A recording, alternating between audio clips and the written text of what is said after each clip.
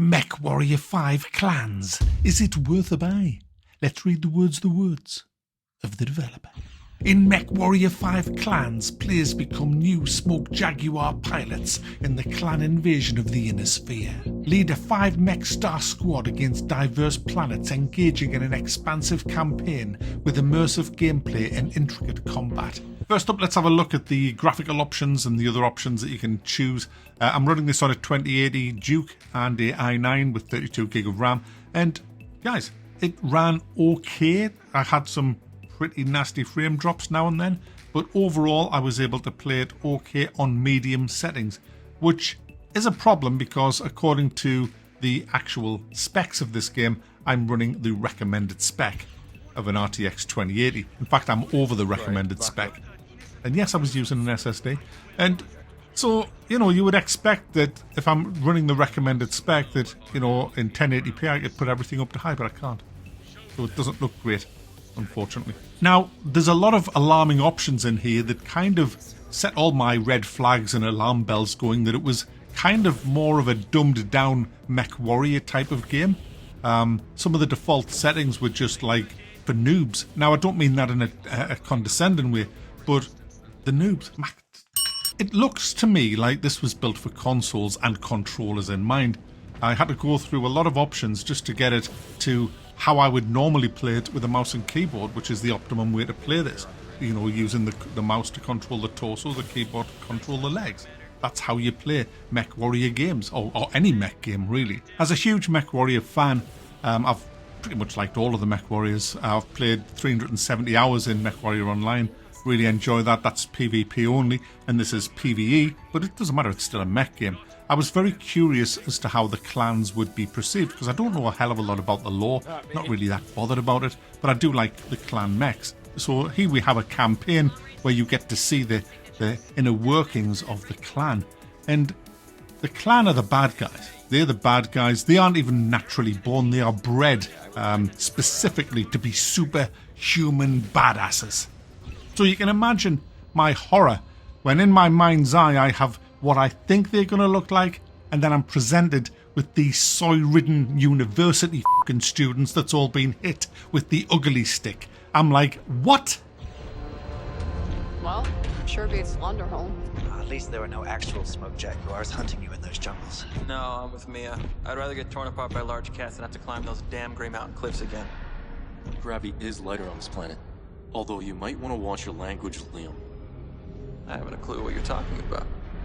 Stand by for an announcement from Sakan Sarah Weaver.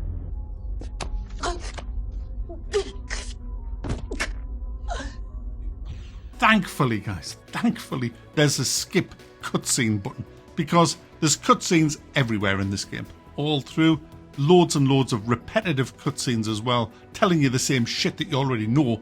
They just like keep going on and on and on about it. So, very disappointed. It's also buggy, guys. Every single time I log into this game, I have to rebind all my keys again, because it's set to the absolutely awful default settings. If you're a left-handed mouse user, or if you use a different set of keybinds to WASD like I do, it's a pain in the bloody arse. Then you've got random co-op bugs, people's UIs just vanishing for no reason. I've had a full system crash on it, well, a full game crash to desktop on it.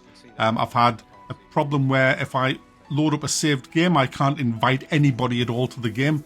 The only workaround for that was to resave the game, quit, and then restart, and then I can invite people. It's quite a buggy game.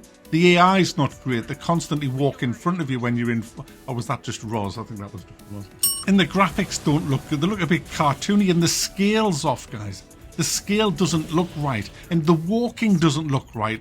They look like they're walking down the catwalk. These models that walk like they're trying to hold a shit in.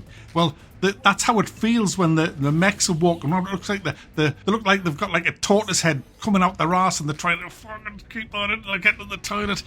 That kind of look, The mech labs are a bit nerfed. There's only 16 mechs in the game, and you can't customize them anywhere near enough as you can in other mech games. You can't take jump jets out. The Omnipod things is great, bringing in different Omnipods.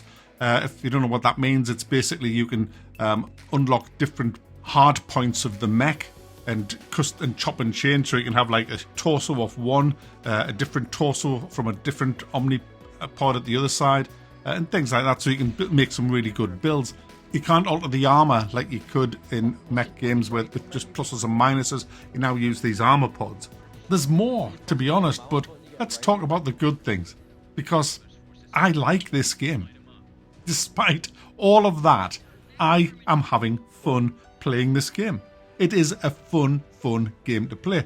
Even in single player, I've played it probably about half in single player. No, probably about a quarter in single player, and the 3/4 in co-op.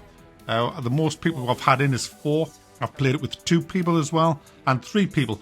And it doesn't matter what combination you have, it's still good and it's still fun.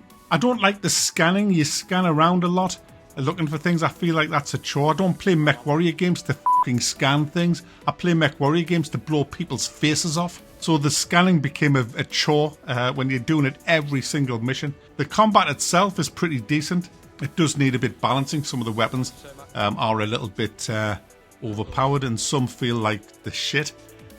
So there is a bit of balancing to do as well with this game. There's boss fights, which I'm not really a fan of in a Mechwarrior setting. I mean, Mechwarrior is not about boss fights, but there's boss fights. So, complete with little targets on the enemy where you have to shoot. No.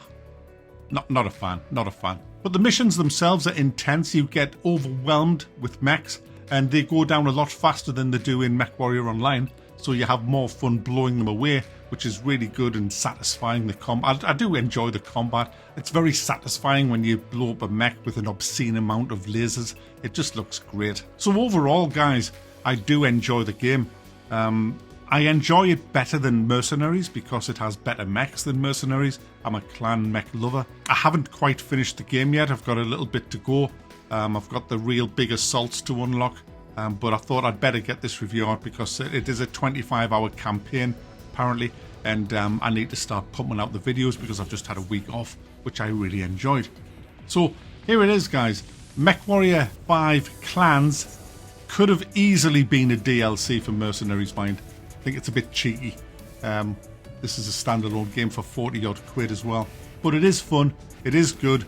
It's riddled with bugs. It needs all the bugs squishing. They should never have been released like this, especially the key binding issue. That's ridiculous. It needs better optimization and a bit of balance. So, apart from all that, it is fun, and you can get it on Game Pass for a tenner, which is what I did. So there you go, Mechwarrior 5 Clans. Yeah, but I'm a mech lover. I would like it, wouldn't I?